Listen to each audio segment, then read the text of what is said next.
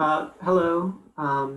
Thank you to Brendan and Cynthia for organizing this. I'm Liam Lonergan. I'm a sophomore um, I first became involved with the Council on Science and Technology last spring, taking a course called the Science and Art of Mapping the World with Professor Rihi Maki. And so I'm going to speak about the use of GIS or mapping software in journalism. So to first say a little bit about how I came to talk about this. This past fall, I worked with CST making an online tutorial on QGIS, which is a free open source mapping software. And then here is the result of that tutorial. It shows how to make a map of Princeton's campus. And then as you see, the buildings have their years of construction indicated by their shade, from the oldest buildings darker to the lightest buildings lighter, and you can generally see the trend of the construction of campus over time. And then I also write for the Princeton Progressive, or the Prague newspaper on campus. And so that's how I have come to this topic. So let's dive in. So GIS stands for Geographic Information System. There are a variety of GIS softwares. Here we see a few displayed. This is QGIS.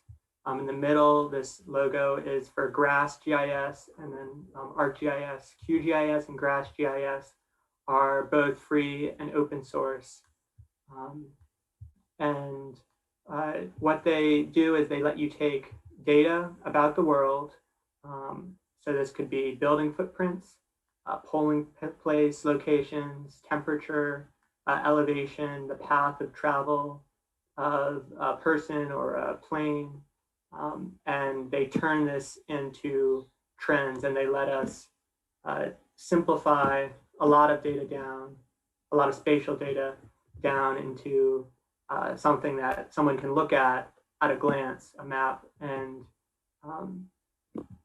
see what's going on, which is a lot like journalism. So to explore that, we're going to first look at a Prague article that is really centered around two maps. So this is the Prague website. Here we see the article is Texas Governor's New Voting Site Restrictions Visualized. And here's the article. This is the full text just pasted on here. But the key point, I think, from this is that there's not a lot of text. This is about 600 words, and the maps are the real focus, and a lot of the text supports the maps, and we're going to dive into analyzing the article more closely in a minute. First, I'm going to just explain what the story is. So we see it's Texas Governor's New Voting Site Restrictions Visualized. It was written October 28th, 2020. And what was going on is because of COVID-19, many more people voted absentee in 2020 rather than standing in line at the polling place in person, which carried a bigger risk of getting infected. There's a few ways you can vote absentee generally. The process varies by state, but one option is to mail your ballot. And this is what people, I think, often think of. But we remember last year, there were a lot of concerns about postal service delays and ballots not arriving by election day. And in many states, if the ballot doesn't arrive by election day or 3 days after or a week after, it varies by state, it wouldn't count. And so the other option to vote absentee, dropping off your ballot, was an attractive option. And that's what I did. In Texas, this was allowed, and many county governments who are in control of setting up these drop boxes had created a large number of them. However, in October, a month before the election, the Texas governor, Greg Abbott, issued an order telling counties that they could have at most one drop-off site. And this also happened in other states, including Ohio. And the question I wanted to investigate for this article was, what does one drop-off location per county really look like? And so I made some maps. And so let's look at those more closely. Let's start with the map on the left, which is the first one in the article. Here we see it shows the absentee ballot drop-off locations in Dallas County, Texas, and Prince George's County, Maryland, which is where I'm from. We see on the right, the partial diamond is DC, and then there's the Potomac River and Virginia to the left. So let's look at it more closely. The two maps, they're paired together. We have the same scale, which is important. Someone tricky could use the different scales and perhaps mislead you, but they're the same scale. And what we get from this is that Prince George's County seems to have a lot more polling places per area. And we see they're both fairly urban areas. On the left map, the shaded area is the city of Dallas, which is included in the text in the article, which we're going to talk about. This isn't the only map that we could create from this data. It's possible we could have created a heat map. We'll look at one later. Right here, though, because polling places aren't really continuous, it's a bit more clear, and there's not hundreds of them. There's only, on the right, there's only 42 polling places in the county. It's easier to just look at the locations.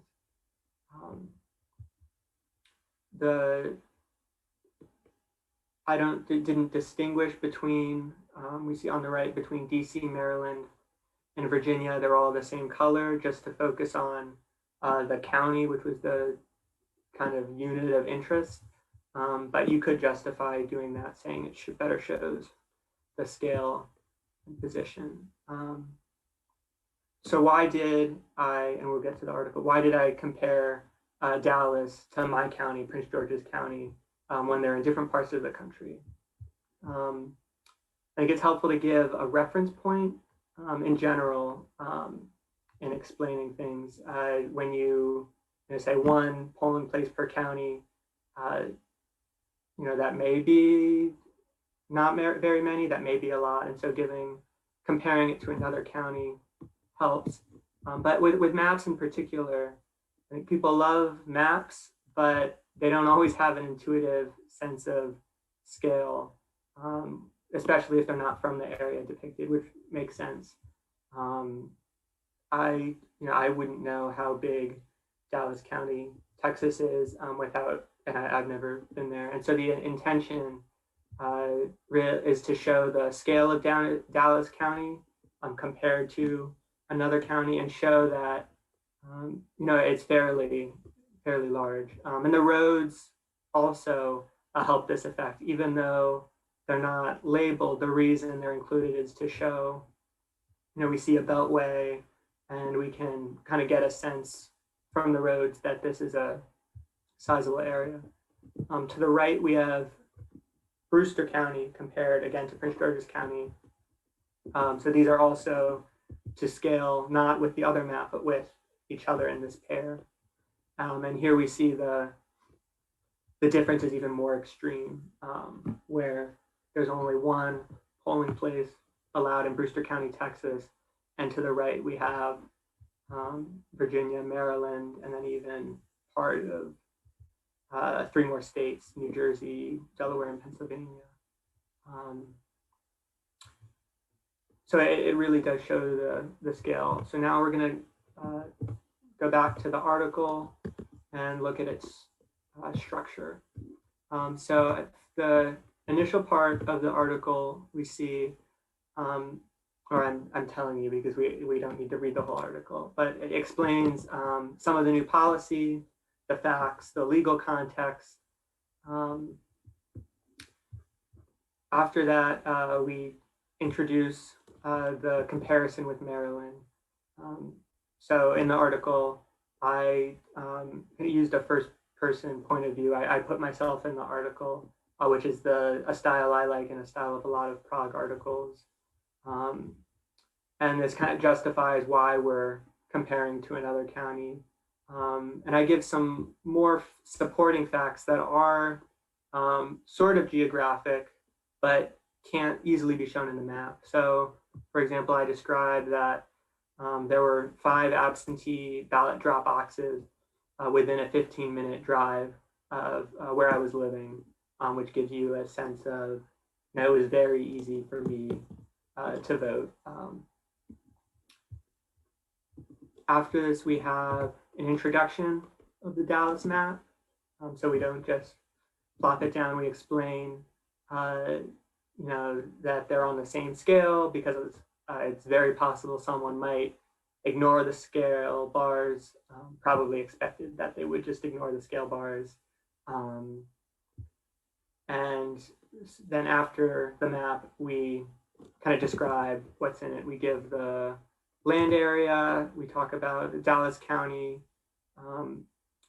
has an area about 80% more than Prince George's County, which you can kind of tell by looking at the map, that they're roughly the same magnitude. Dallas County is a bit larger. And we also talk about other statistics that are slightly geographic, but you can't see on the map. So Dallas County has 3 times as many people nearly as Prince George's County, and per area, and this is something we can calculate in the GIS software. Prince George's County has 1 ballot drop-off location per 11.5 square miles, whereas Dallas only has, and this is easier math, 1 for its 873 square miles. After this, we introduce the Brewster County map. We don't need to describe it as much because it's very similar to the Dallas County map. Notice we do have Mexico, and Mexico is in a different color because that made sense to me. A lot of these things are very subjective. And we give some facts about Brewster County. So for example, someone near the Mexico border in the south end of the county who needs to drop off their ballot in Alpine, Texas, which is where the drop-off box was at that red dot. That's about a 3-hour drive. And also described in the text, the ballot drop-off location, the clerk's office, closed after 5 p.m.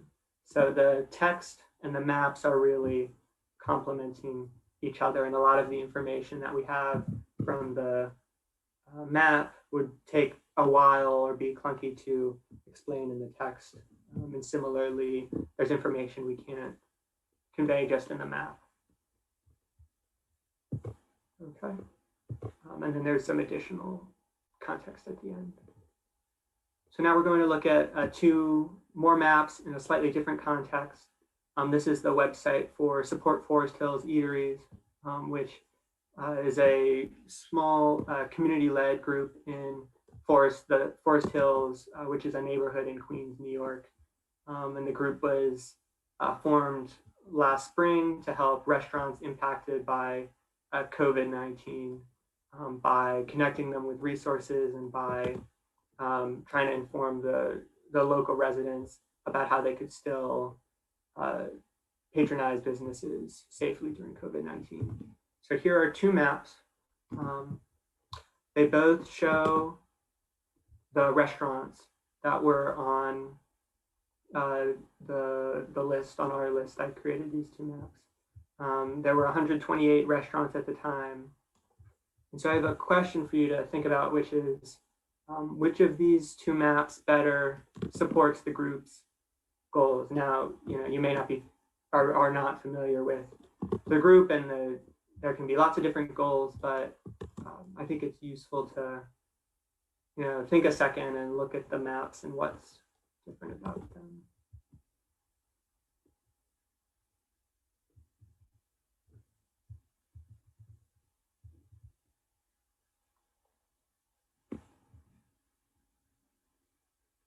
And I'm just checking the Slack for questions. If you have any questions, you can put them in live, and I may get to them. Otherwise, I'll answer questions at the end as well. So I'll give some of the observations that I've had on these two maps. So the first one is really neither of these maps tells a whole lot on its own. They need supporting text, like in a newsletter or a web page, which is what they were designed for. They were linked so that when you click on the map, it directs you to the directory of restaurants on Support Forest Hills Eatery's website. The second observation I had is comparing the two.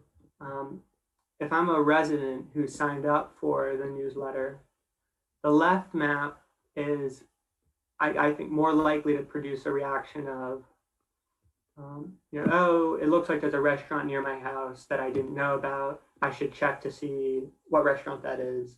Or, oh, there looks like there's a lot of restaurants on this street. I'm not down there often. Maybe I should check it out, which was really a reaction we wanted people to have.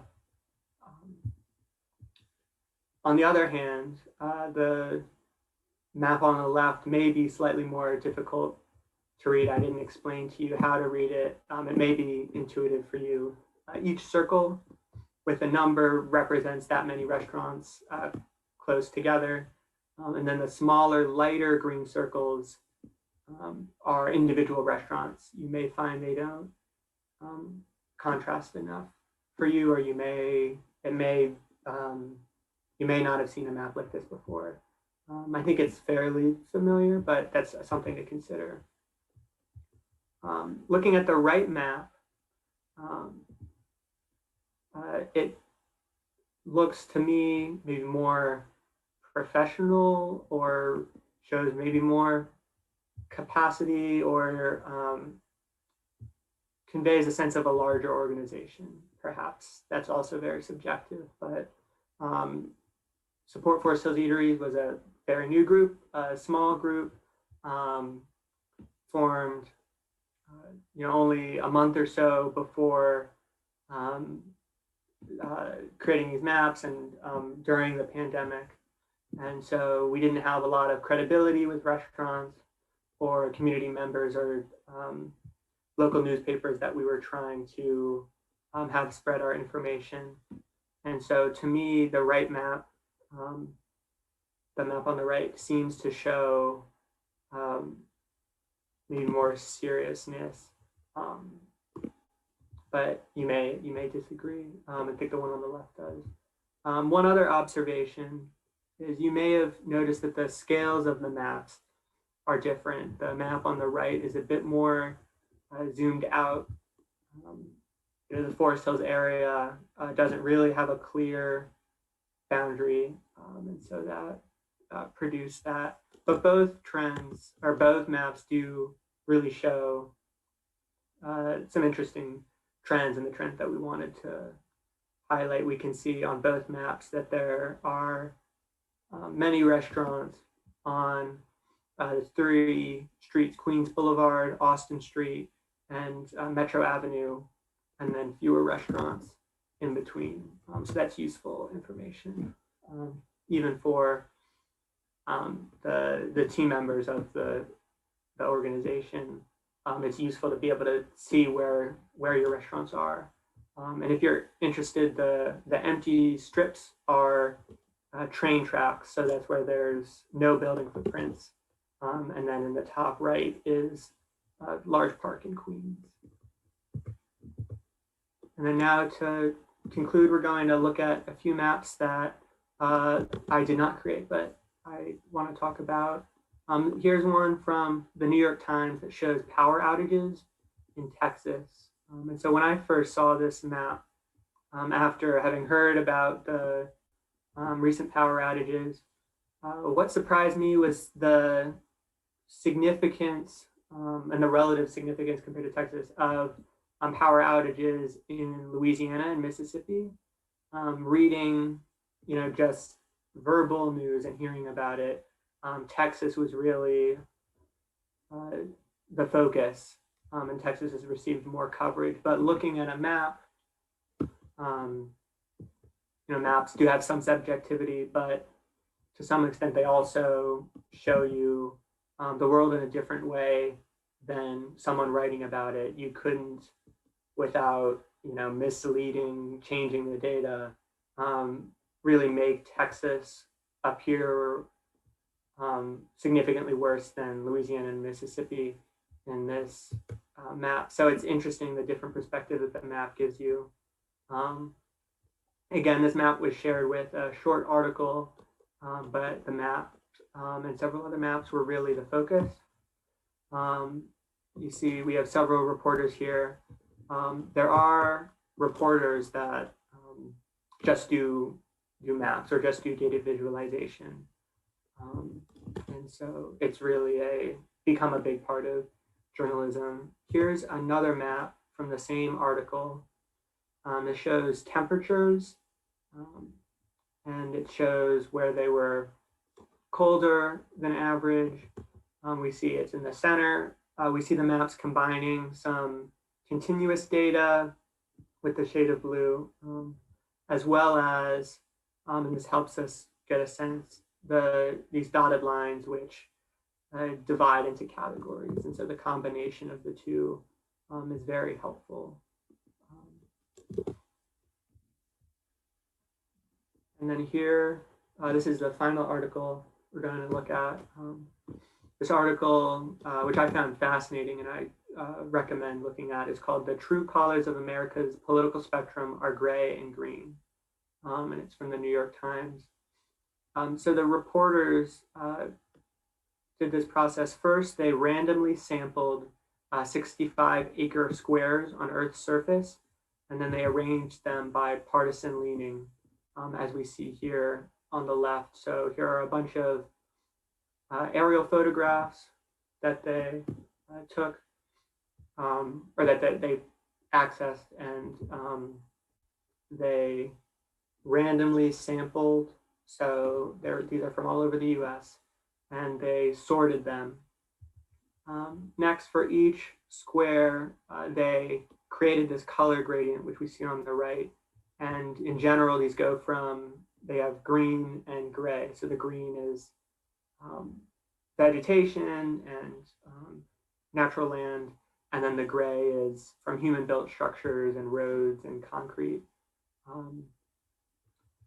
And on the next slide, we'll see they did this for many, many samples, many, many squares. And when you sort these by their partisan leaning in the 2016 election, we see that the greater amounts of gray correspond to stronger Democratic tilt, and greater amounts of green, of vegetation, were more Republican leaning, and this can show perhaps an urban-rural divide. And it's really just an example of how far storytelling with mapping can go. So I hope this gave a taste of some maps and how they can be used to tell stories. And perhaps next time you see a map, you'll think about it a bit differently. Thank you. If there are any questions, then I'll access them in the Slack.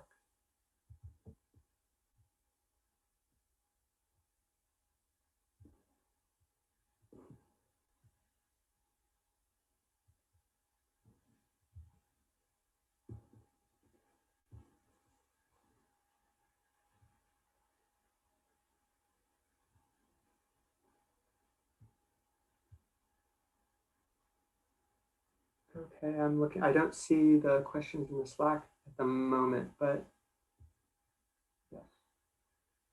Oh, yes. Okay. Yes. The question is the data for the maps have you've shown publicly available? Who produces or maintains it? So this data came from multiple places to look back at some of the maps.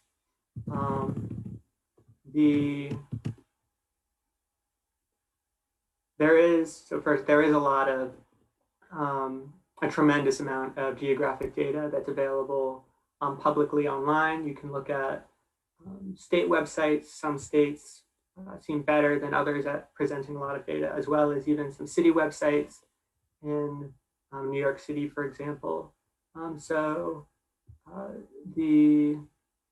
this data here in these maps, the building footprints and the streets were all from New York City Open Data, which is their data website. And so they have the street center lines. So those are just lines, and then these polygons of the buildings. And there's tremendous amounts of data if you want to access pothole locations or crime or health or environmental data. There's lots there. The restaurant locations, I created this data from the addresses of the restaurants. I actually use just the map app on my phone. When you have an address, you can put it in and you can get the latitude and the longitude. And how I entered the locations into QGIS, which was the GIS software I used to make these maps, was just in a CSV file where one column was the latitude, just the number of degrees, and one was the longitude. And so that's a very easy way to enter your own data. And if it's just point locations, making your own lines or polygons or other satellite images would be more difficult. Looking back at this map as well,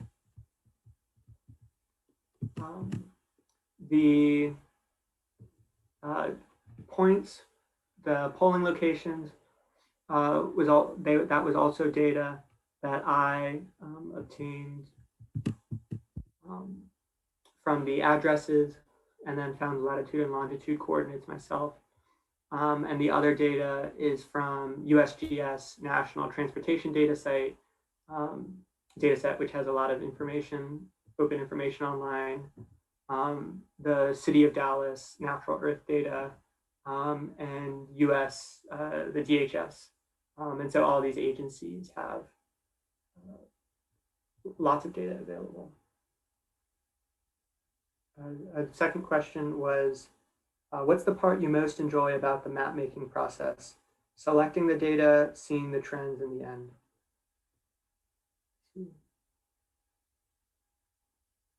Searching for data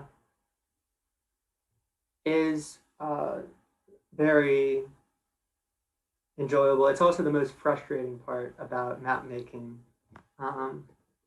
But particularly on these websites that have more information, and particularly on some of the state and city websites, you don't always know what data you're going to find. And so I think it's interesting to scroll through, and you may see data you just weren't expecting to find, and that can inspire you to make the map. That is very interesting. The middle part of kind of formatting creating the map and adding layers and moving things around is also interesting, maybe less so than finding the data. And then the final part of making sure it's effectively visualized, finding colors and choosing where to locate different things, how to scale the map. That's also very interesting. You're taking something that's often very quantitative or data heavy, or just factual, and you are making something that's more subjective, more artistic even, and you're telling a story with the map. So I enjoy that a lot. Okay, if there are any other questions, then please put them in the Slack.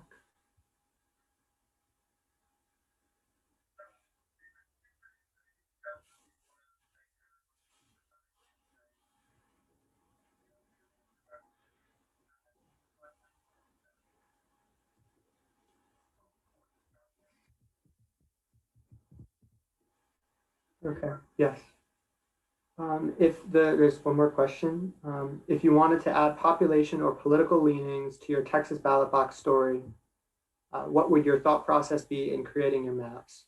Would you try to squeeze more data into your existing maps or create new ones? So we'll go to those maps. Population or political leanings.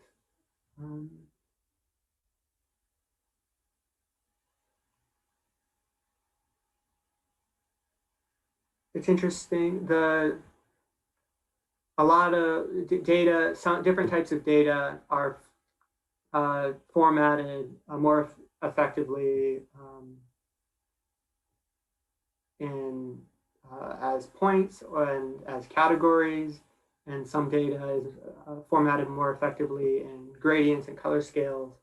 And so you can include a few types of data, but it's more difficult if it's similar. So for example, population or political leanings likely would both be gradients, for example, a blue to red gradient, unless you simplified it.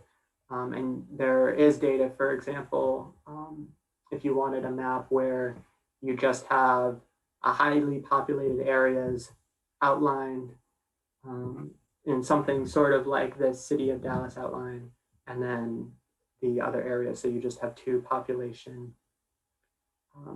categories. I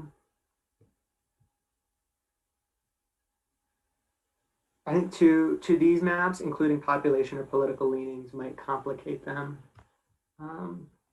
too much, but definitely adding both of those. But we could see it. It might be possible to add one of the two. The reason I definitely wouldn't add political leanings to these maps is, in thinking about the story, I was trying to tell, access to polling places. Really, I think the issue is more effectively conveyed if it's not made as a partisan issue, even though in some places it has become partisan. And just in general, you can always have more maps. You can always put them side by side and have different combinations. So I think it's good not to try to squeeze too much information into a map. And that seems like it's the last question. So I'd like to thank you, and thank you again to the organizers and to CST. And I'll be happy to answer any other questions by text in the Slack, in the RadLab thread in the future. So thank you. Have a nice night.